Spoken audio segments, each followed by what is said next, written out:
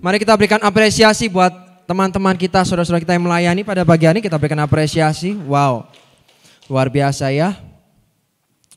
Salam semuanya. Wah, Anda semangat hari ini?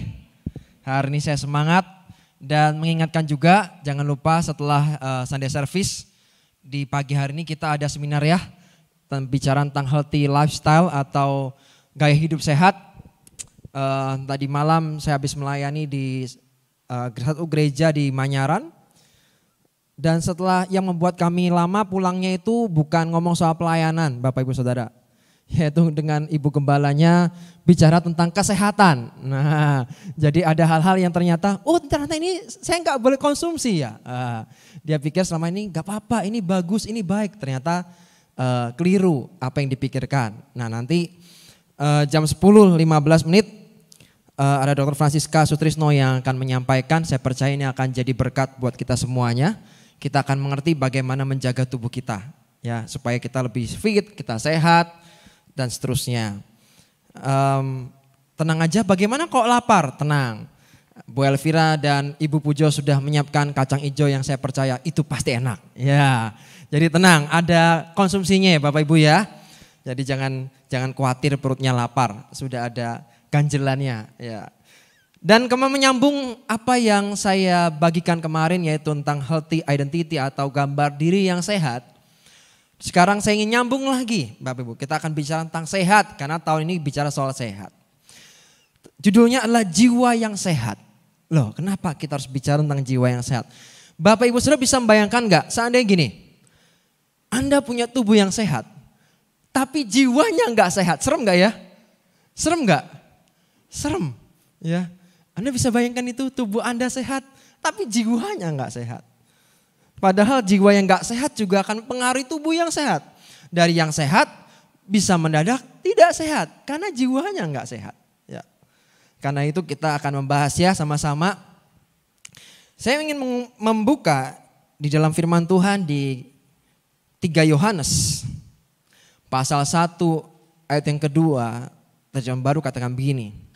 Saudaraku yang kekasih, aku berdoa semoga engkau baik-baik dan sehat-sehat saja dalam segala sesuatu. Yang pertama dikatakan bahwa ini ngomong soal kesehatan tubuhnya, fisiknya. Wah ini baik, ya berharap bahwa tubuh kita baik, tubuh kita sehat.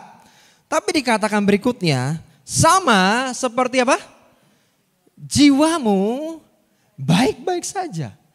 Alias apa? Kalau jiwamu baik-baik saja artinya juga bicara soal sehat. Ya. Bicara soal sehat, jiwanya sehat. Saya ingin punya gambar Bapak Ibu Saudara semuanya, tolong tampilkan. Ini bagian dari tubuh kita ya. Coba ditampilkan nih, ada gambarnya. Tubuh kita terdiri dari 3 bagian, yaitu tubuh, jiwa, dan kemudian apa? Roh. Ya, ada tubuh, ada jiwa, dan juga adanya roh. Kita harus sadar kita ada punya 3 part. Semuanya harus dijaga dengan baik. Semuanya harus dalam kondisi yang sehat. Ya, enggak cuma tubuhnya yang sehat, jiwanya juga harus sehat. Apalagi spiritnya, apalagi rohnya, ini tambah-tambah. Ini justru yang paling komponen yang paling utama dan yang terpenting dan pengaruh semuanya. Yaitu rohnya harus sehat. Tapi hari ini kita mau fokus aja di bagian spiritnya, alias jiwanya. Kemudian gambar yang kedua, di dalam jiwa ada 3 bagian ternyata. Ada yang namanya mind, emotions, and will.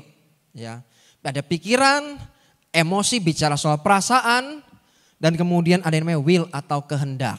Ya, kita akan belajar tentang 3 hal ini. Bagaimana jiwa kita sehat ternyata ditentukan oleh 3 faktor ini.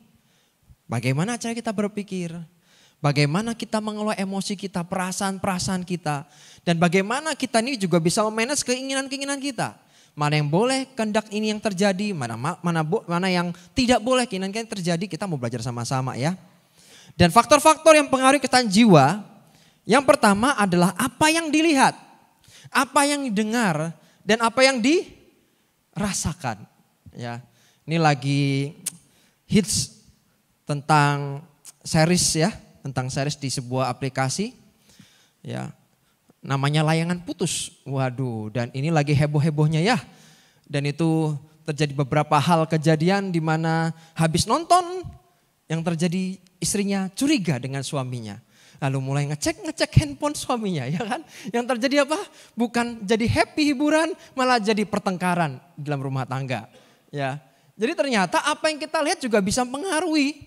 Ya, bukan terus jangan nonton tuh, enggak juga ya. Makanya dilihat kita ini manage semua harus dikelola dengan baik. Apa yang kita lihat, apa yang didengar dan apa yang kita rasakan itu mempengaruhi kesehatan jiwa kita. Ya, yang dilihat, didengar dan dirasakan. Kok bisa begitu? Bagaimanapun tubuh kita ini kan punya 5 panca indera. Ada mata, ada telinga, ada kulit dan yang lain. Itu semua memberikan informasi. Kemana? Ke mind, ke pikiran, ke otak terutama. Otak akan menerima informasi itu. Apa yang kita lihat akan masuk ke otak kita. Akan masuk ke pikiran kita. Apa yang kita dengar juga akan masuk pikiran kita. Setuju kan ini? Artinya bahwa kalau Anda terlalu banyak mendengar hal-hal yang jelek, maka informasinya akan masuk ke pikiran kita. Dan kalau sampai itu yang dikuasain, ya kalau informasinya benar, informasinya itu hal-hal yang membangun hidup kita, nggak apa-apa. Tapi masalahnya, bagaimana kalau yang jelek? Bagaimana kalau yang buruk? Ya, dan juga apa yang kita rasakan. Makanya kenapa kemarin kita harus pulih dari trauma-trauma masa lalu.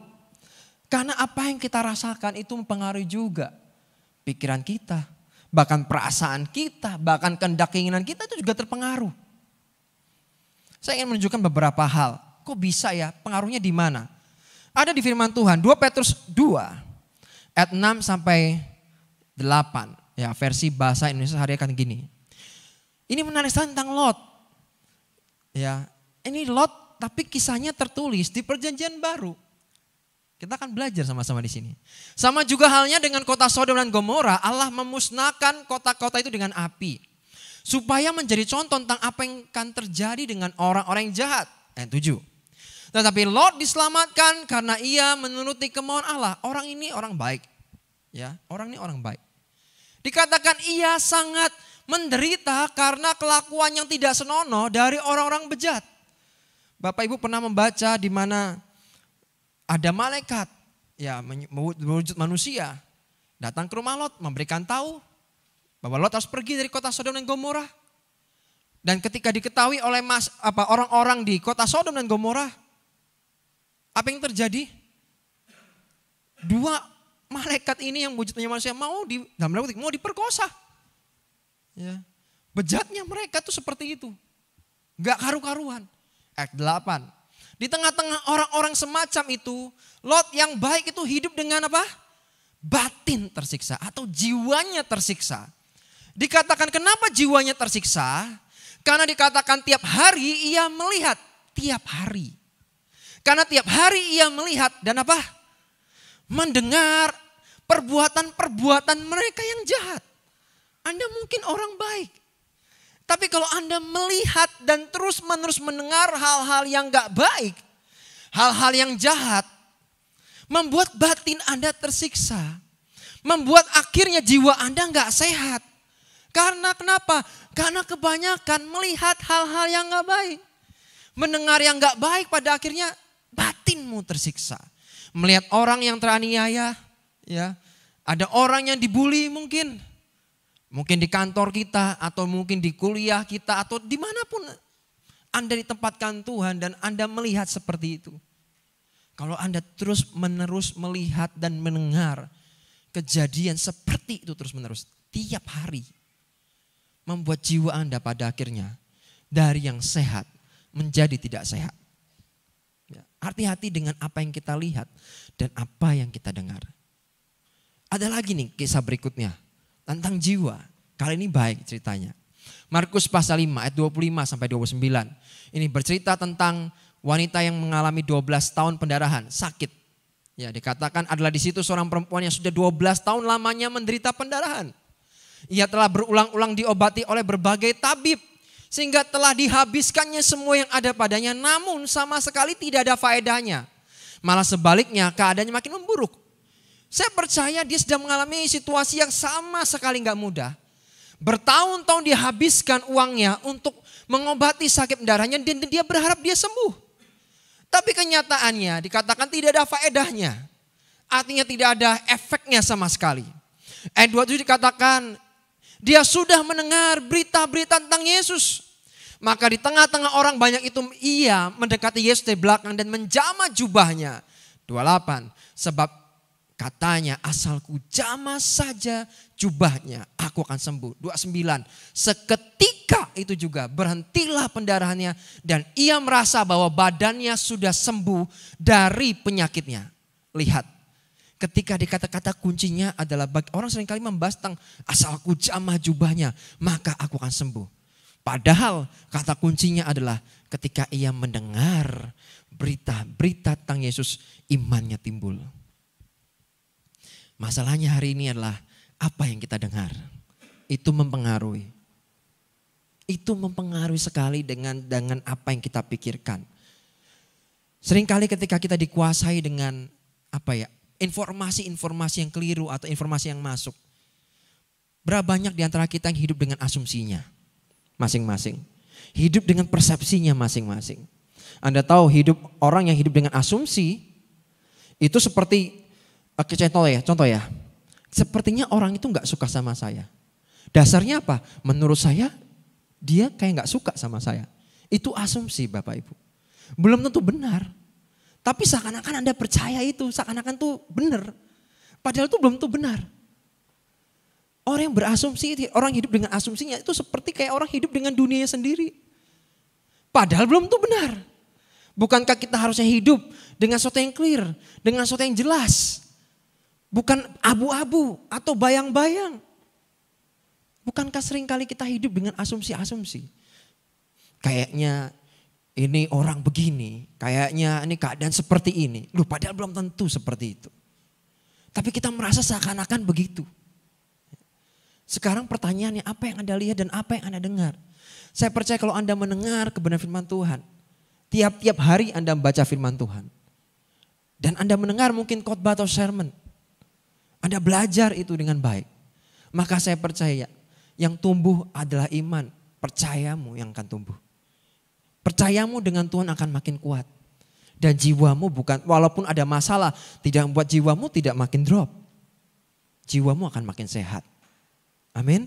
Karena iman timbul dari pendengaran. Dan pendengaran akan firman Kristus. Bagaimana supaya jiwa kita sehat?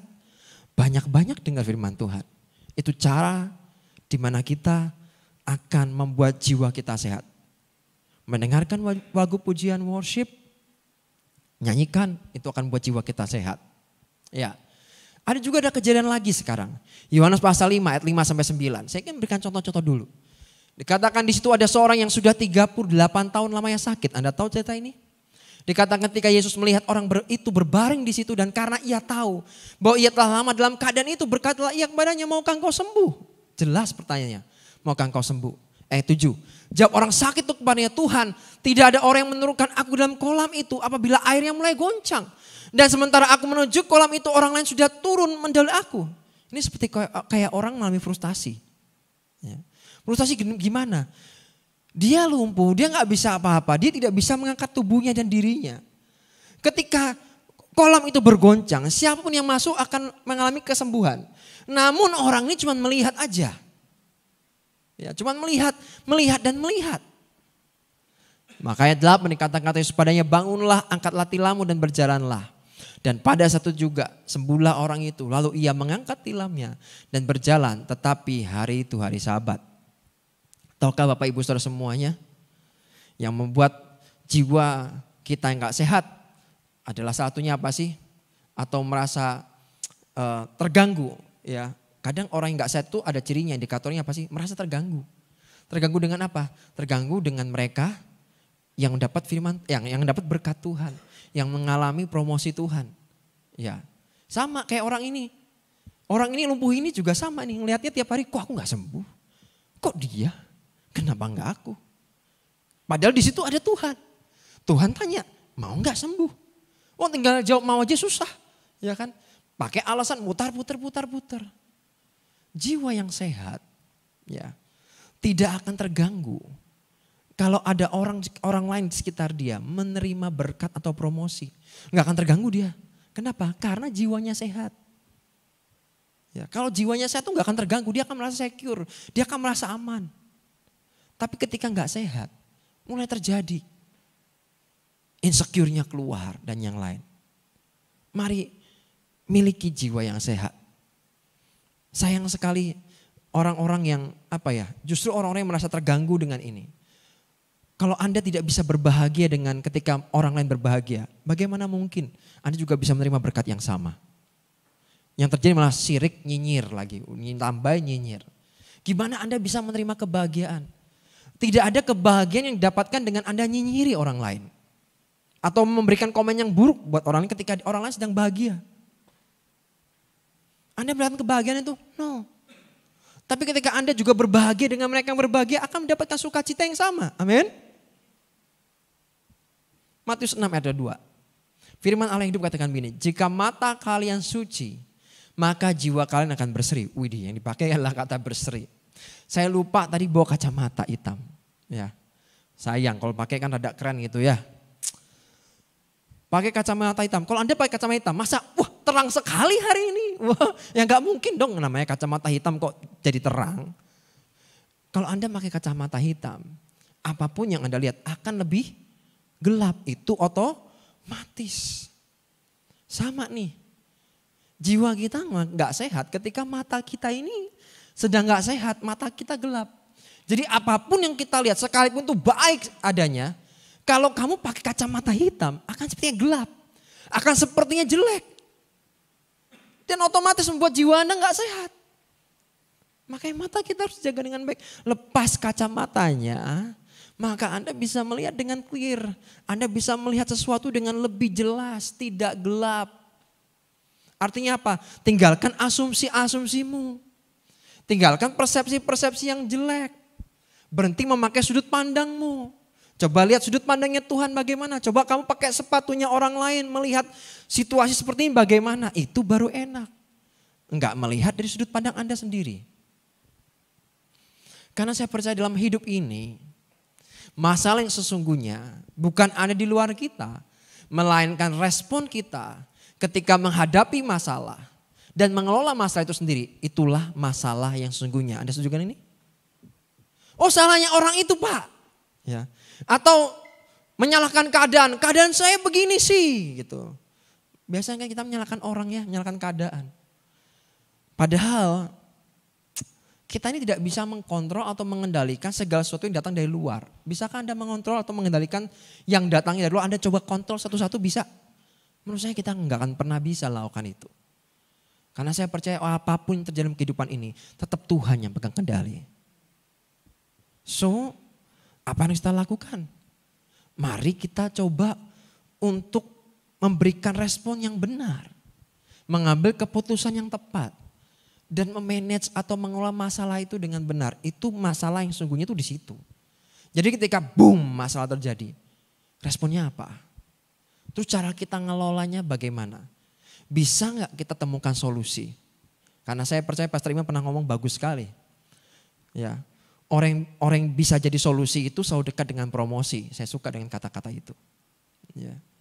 Orang yang jadi solusi selalu dekat dengan promosi. Jadi bagaimana kita bisa ketika mendapatkan masalah lalu jadi solusi di sana. Hidup Anda akan next level. Hidup Anda akan naik tingkatnya. Ya tergantung sekali lagi bagaimana cara pemikiranmu. Be careful how you think. Your life is shaped by your thoughts atau pemikiran. Hati-hati dengan caramu berpikir karena kehidupan kita itu dibentuk dari pemikiran-pemikiran kita. Makanya kita main bahas tentang Amsal ya. Demikianlah orang yang membuat perhitungan dalam dirinya atau membuat penilaian dalam dirinya. Demikianlah ia. Wow. Jadi hati-hati dengan pemikiran-pemikiranmu. Kalau Anda lihat bahwa memang hidup saya ini gak bisa apa-apa. Memang saya gak kayak dia. Waduh, hati-hati dengan cara berpikirmu. Karena tanpa Anda sadar, Anda sedang membentuk kehidupanmu. Anda sedang membatasi kerja Tuhan. Mungkin Tuhan memakai Anda di situ. Tapi Anda merasa, saya emang gak bisa begini. Anda tahu bahwa Tuhan itu hobi sekali memakai orang-orang yang ngomong bahwa aku gak bisa di situ. Justru Tuhan pakai di situ. Apa yang menjadi kelemahannya, apa yang menjadi kekurangannya. Bahkan apa yang terjadi di trauma di masa lalunya. Seringkali Tuhan pakainya di situ, di area-area di mana kita lemah atau kurang. Kenapa? Tujuannya apa? Supaya namanya semakin dipermuliakan. Bukan pribadi orang itu yang makin keluar, tapi Tuhannya yang makin keluar dalam hidup orang itu. Anda nangkap sampai sini? Jangan pernah batasi kerja Tuhan. Emang saya mah begini Pak. Aduh saya mah gini. Anda sedang batasi kerja Tuhan. Ya, hati-hati dengan cara kita berpikir. Roma pasal 12 ayat 3 sekarang. Perjanjian baru. Berdasarkan kasih karunia yang dianugerahkan kepadaku, aku berkata kepada setiap orang di antara kamu. Janganlah kau memikirkan hal-hal yang lebih tinggi daripada yang patut kau pikirkan. Tapi hendaklah kamu berpikir begitu rupa. Sehingga kamu menguasai diri menurut ukuran iman yang dikaruniakan Allah kepada kaum masing-masing.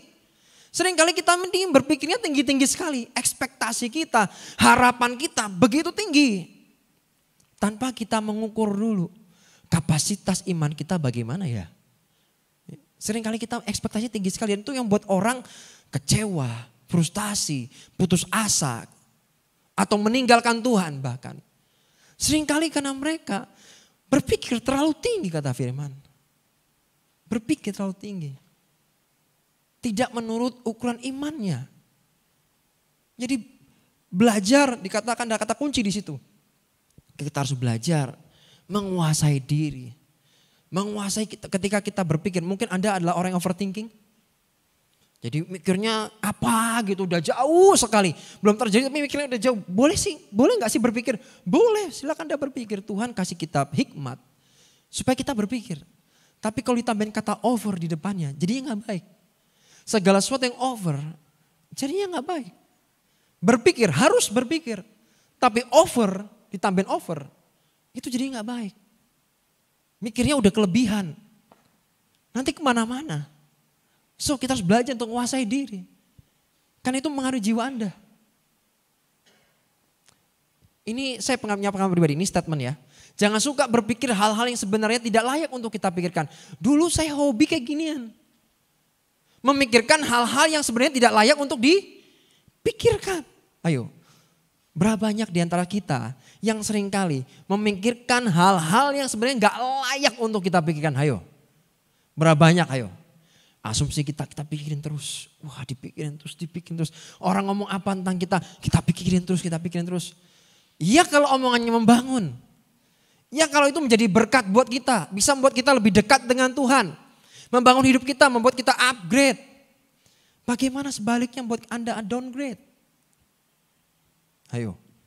Terus dipikir terus. Jangan memikirkan hal-hal yang tidak layak untuk Anda pikirkan. Karena kitab Filipi pasal 4 ayat 8 berkata begini. Jadi akhirnya saudara-saudara, semua yang benar, semua yang mulia, semua yang adil, semua yang suci, semua yang manis, semua yang sedap didengar. Semua yang disebut kebajikan dan patut dipuji. Dikatakan ada lagunya ya. Pikirkan semua itu. Enak. Jadi apa yang dipikir itu apa? Semua yang benar. Semua yang suci. Semua yang mulia. Semua yang sedap didengar. Dikatakan pikirkan semuanya itu. Jadi jangan mikirin hal-hal yang tidak layak untuk dipikirin. Kecuali ini membuat Anda terbangun hidup Anda. Membuat Anda kenal Tuhan lebih lagi. Membuat Anda makin update lagi, membuat Anda next level, dengerin yang begitu. Ya kan? Tapi kalau membuat hidup Anda turun, Anda harus tahu bahwa batasannya saya nggak mau dengar yang begini. Saya nggak mau melihat yang begini. Control your thoughts to manage your reality. Kendalikan pemikiran-pemikiranmu untuk mengontrol atau mengendalikan, memanage, mengelola kenyataan. Ini tuh harus dikontrol. Dikendalikan. Why? Kenapa dikendalikan? Berikutnya. Karena di atas realita yang sedang kita hadapi ada kebenaran yang lebih tinggi di atas realita. Ada orang-orang yang hidup dengan kenyataan yang ada. Memang kenyataannya seperti ini. Enggak salah kok Bapak Ibu Saudara semua. Memang kita hidup dalam kenyataan. Tapi jangan lupa ada realita. Ya, ada realita yang bisa mengubah ada kebenaran yang bisa mengubah realita atau kenyataan hidup kita. Sekarang masalahnya Anda percaya yang mana? Anda hanya hidup dalam kenyataan dan realita Anda? Atau Anda percaya tentang kebenaran, janji Tuhan, firman Tuhan yang Tuhan sudah berikan buat setiap kita. Kita mau percaya yang mana? Ayo. Yang berikutnya setelah pemikiran, ada yang kita akan belajar sama tentang emosi. Saya mau cepat sedikit. Ya. Coba gambar emosinya dikeluarin dong tentang emosi. Tampilkan gambar emosi. Ini dia. Emosi itu ada positif, ada negatif. Ada yang salah dengan ini? Menurut saya enggak. Anda bisa, kemarin ada teman tanya, kalau saya punya rasa takut, apakah itu sesuatu yang salah? Menurut saya kita punya rasa takut itu tidak emosi, bukan emosi sesuatu yang salah. Kalau Anda sudah dikuasai rasa takut, itu yang salah. Contoh, bisa dibayangkan enggak kalau Anda enggak punya rasa takut? Bisa dibayangkan enggak? Alias enggak ada remnya. Ya. Di situ ada jurang, ada bahaya. Enggak punya rasa takut nih. Apa yang terjadi? Serem menurut saya. Apa yang terjadi kalau kita enggak punya rasa takut akan Tuhan? Ayo. Saya punya cerita. Ini kejadian nyata ya tentang The Great Wall. Tembok China. Anda tahu tembok China dibangun kenapa? Ada kaisar namanya, kalau nggak salah kaisar Qin namanya. Qin, tulisannya Qin, Q-I-N ya. Ketika itu dia takut ada serangan dari utara di China sana. Dia dimulai emosinya rasa takut. Lalu apa yang dilakukan? Dia bangun tembok China. Itu mengapa kalau kita ke China misalnya, kita pingin sekali datang ke tembok China. Anda tahu itu dibangun kenapa? Dari emosi atau rasa takut yang dimiliki kaisar. Namun bedanya dia mampu untuk responnya benar dan dia membangun sesuatu. Orang-orang yang mampu menguasai perasaan-perasaannya akan mampu menguasai masa depan hidupnya. Dan banyak orang dalam hidupnya gagal karena juga gagal dalam mengelola emosi-emosinya atau perasaan-perasaannya. Kalau Anda di-steer, di-drive dengan perasaan, apa yang terjadi? Anda hidup, ingat ya, perasaan kita tuh naik turun, betul gak sih? Perasaan kita tuh naik turun. Jadi kalau kita biarkan perasaan kita mengendalikan hidup kita atau kita di-drive sama perasaan, hidup kita akan modelnya apa sih? Mood-mutan. Nah kalau orang sering ngomong mood-mutan. Berdasarkan mood, kalau saya mood ya saya ke gereja, kalau saya mood ya saya ikut isi, kalau saya enggak mood, oh ngapain, enggak usah lah gitu loh. Mood. Kalau hidup kita cuma dikendalikan oleh mood, oleh perasaan-perasaannya gitu, naik turun. Masalahnya apakah Anda mau biarkan seperti hidup Anda seperti terus disetir sama emosi? Jiwa Anda lagi gak sehat. Terus pertanyaannya bagaimana saya bisa ngelola emosi? Yakobus 5 ayat 16a versi bahasa Indonesia kan gini. Sebab itu hendaklah kalian saling mengakui kesalahan dan saling mendoakan supaya kalian disembuhkan. Satu-satunya bagaimana kita bersembuh? Saya percaya keterbukaan adalah awal dari pemulihan, baru awal ya, belum dipulihkan loh ya. Baru pintunya, awalnya. Itu mengalami pemulihan. Kalau Anda sedang merasakan sesuatu yang gak enak. Mengapa kita minta saudara, Bapak Ibu Saudara semua untuk join dengan Sisi? Di situ Anda bisa mengakui. Kalau ada perasaan-perasaan yang gak enak.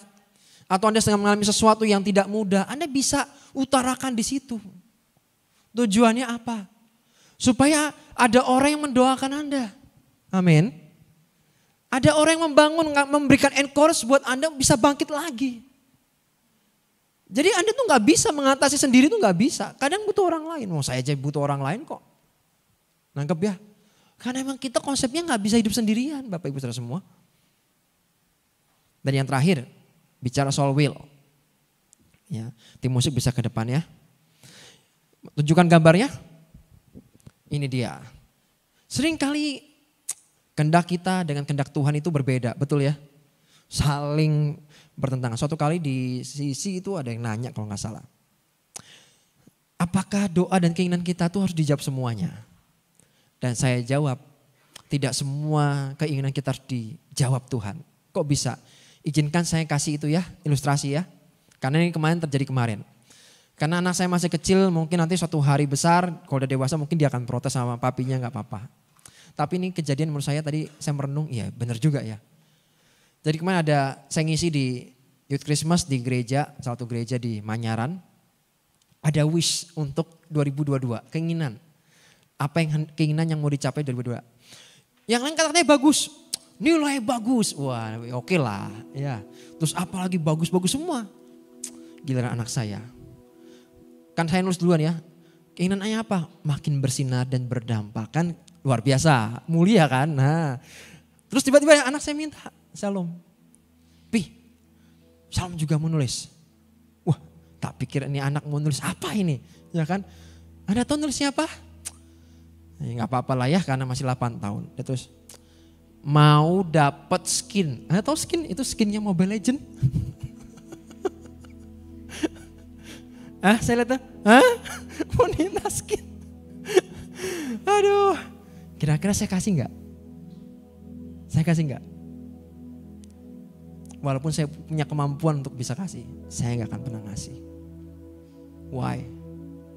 Kalau itu tidak membuat hidup dia lebih baik, tidak membangun hidupnya, bahkan nanti kebanyakan main game online sama temennya, nanti gak ada komunikasi sama papi maminya, lebih baik gak usah dikasih. Bukankah sering kali kita juga sama Tuhan sama? Kita punya keinginan dan berharap, dijawab dong. Anda tahu tidak semuanya harus dijawab. Kalau Tuhan tahu yang Anda minta hanya membuat hubungan Anda dengan Tuhan jauh, Dia tidak akan pernah berikan itu. Anda tahu, kita akan mengerti kehendak Tuhan ketika kita mau mengerti isi hati Tuhan. Seringkali kita cuma pengen dimengerti Tuhan. Tuhan ngerti dong aku. Ya, Tuhan itu selalu mengerti. Masalahnya kita mau ngerti gak isi hati Bapa kita di surga sana? Atau kita yang masa ngerti dong. Waduh. Yakobus 1:15 ya, versi bahasa Indonesia. Kemudian kalau keinginan yang jahat itu turuti, maka lahirlah dosa. Dosa itu lahir karena ada keinginan-keinginan yang gak baik, ada keinginan yang jahat, itu kita lakukan, kita turuti, kita laksanakan, jadilah dosa. Dan kalau dosa itu sudah matang, maka akibatnya ialah kematian. Tuhan tidak mau mencelakakan anak-anaknya, sehingga tidak semua keinginan anak-anaknya harus diberikan. Hal-hal yang membuat kita jauh dari Tuhan tidak akan pernah diberikan Tuhan buat kita. Why? Bukan karena gak suka dengan kita atau gak cinta sama kita. Justru kan Dia cinta sama kita, Dia lakukan itu buat kita. Terjadi salah paham? Ya, seringkali kita salah paham dengan Tuhan. Tapi tahukah, kita belajar untuk mengerti isi hatinya, bahwa Dia begitu mengasihi kita. Amin. Filipi 4:19 ya, terakhir ya, benung terakhir hari ini. Tuhan yang maha kaya, maha mulia akan memenuhi segala kebutuhan saudara, karena yang telah dilakukan Kristus Yesus bagi kita. Bedakan antara keinginan dengan kebutuhan. Itu dua hal yang berbeda. Kalau bicara soal kebutuhan, dikatakan Dia Tuhan yang maha kaya dan maha mulia akan memenuhi segala kebutuhan. Kebutuhan, bukan keinginan, kebutuhan saudara. Karena yang telah dilakukan Kristus Yesus bagi kita. Bedakan keinginan dengan kebutuhan.